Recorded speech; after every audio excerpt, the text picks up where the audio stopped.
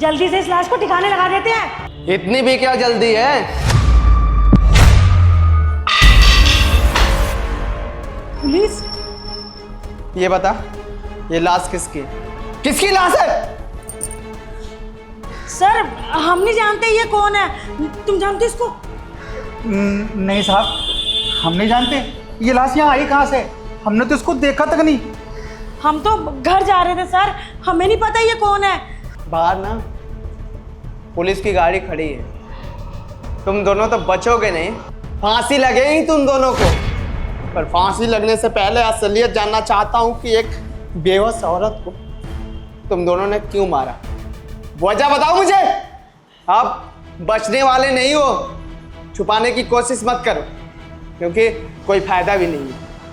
बहुत दिन से कंप्लेन मिल रही थी मुझे कि इस घर से चीखने और चिल्लाने की आवाज़ आती थी, पर आज जब मैं आया तो बहुत बेशर्मी की बात है कि पुलिस मरने के बाद पहुंची। खैर, इंसाफ मिलेगा, इस औरत को इंसाफ मिलेगा, मैं दिलाऊंगा।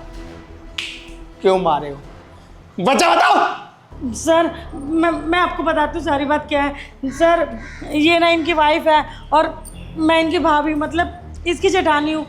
साहब बहुत साल हो गए इनकी शादी को, इनके बच्चा नहीं हो रहा था और हमारे जितने भी पड़ोसी रिश्तेदार सब हमें रोज ताने मारते थे। सर हमारा वंश खत्म होने वाला था। हमने बहुत इलाज कराया सर, इसको कुछ फर्क ही नहीं पड़ रहा था। तो हमने सोचा कि चलो इसको मार के इनकी दूसरी शादी करा देते हैं। बस सर इन्हीं बातों की वजह से हमारा दिमाग खराब हो गया था। हमें नहीं पता था कि बात इतनी लंबी हो जाएगी। हमने सोचा इसको ठिकाने लगा देंगे, सब कुछ ठीक हो जाएगा। पर सर यकीन मानो हम लोग ऐसे नहीं हैं, हमसे बहुत बड़ी गलती हो गई। भगवान के लिए हमें माफ़ कर दो साहब, हमें कोई सजा मत दिलाइए। हम कभी जीवन में ऐसा कुछ नहीं करेंगे, हमें माफ़ कर दो। हमसे बहुत बड़ी गलती होगी साहब, हमें माफ़ कर दो। ये जो तुम दोनों ने बोला है ना, सब कुछ इस फोन में रिकॉर्ड हो गया और ये पेश होगा कोर्ट में, तुम्हें फांसी दिलाने में काम आएगा। साहब हमसे गलती हो गई, हमें माफ़। चुप करो, तुम्हें शर्म नहीं आ रही है? एक औरत होकर एक औरत को जान से मारने की वजह बन रही हो। आजकल ये भारत में चल क्या रहा है? कोई भी इंसान किसी को भी मार दे रहा है। सोचना चाहिए था उसका भी परिवार है। और हाँ, तुझसे शादी करके आई थी ना, इसका बच्चा नहीं हो रहा है तो क्या तू किसी और से अफेयर चलाएगा, इसको जान से मार देगा? कैसा इंसान है रे तू? हैं? कल को तेरी बहन के साथ कोई ऐसा करेगा तो बात करता है। और तू, अगर तेरे साथ तेरा पति ऐसा करता तो तेरे परिवार वालों पर क्या बीतती? इंक्वायरी किया है मैंने, पता चला है कि ये बेचारी गांव से है। अरे इसके माँ बाप को भी मालूम नहीं होगा कि इसकी बेटी मर चुकी है। तुम लोगों को ना ऐसे बख्शा नहीं जा सकता, सजा तो मिलेगी, ताकि दुनिया याद रखे कि किसी को मारना बहुत आसान है, लेकिन उसका सजा जो मिलेगा ना बहुत मुश्किल है। झेलोगे, बहुत दिन तक कारावास में रहोगे, उसके बाद तुम्हें कड़ी से कड़ी सजा मिलेगी और लास्ट में फांसी की सजा। तैयार रहो फांसी पर चढ़ने के लिए। समझ में आ गई ना? पुलिस की जीप बाहर खड़ी है, इंतजार कर रही है।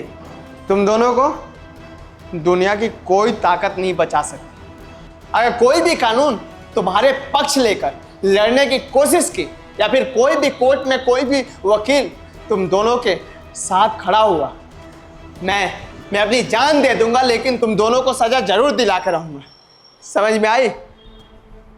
क्योंकि मेरी भी बहन है।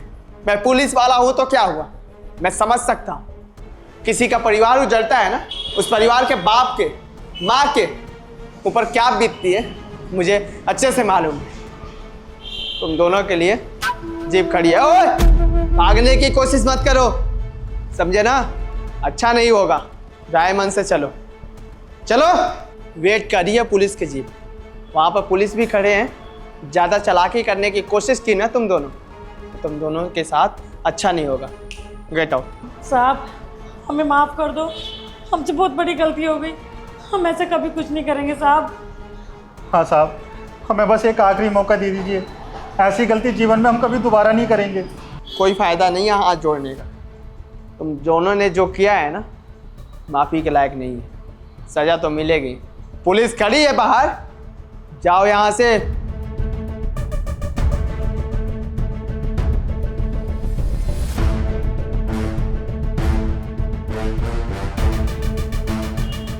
हेलो, मैं इंस्पेक्टर राहुल पंडित बात कर रहा हूँ। रोहिणी सेक्टर 16 में एक हादसा हो गया है। आप प्लीज़ यहाँ पर आइए और बॉडी के साथ आप पोस्टमार्टम कर लीजिए। ठीक है, वेट कर रहा हूँ मैं यहाँ।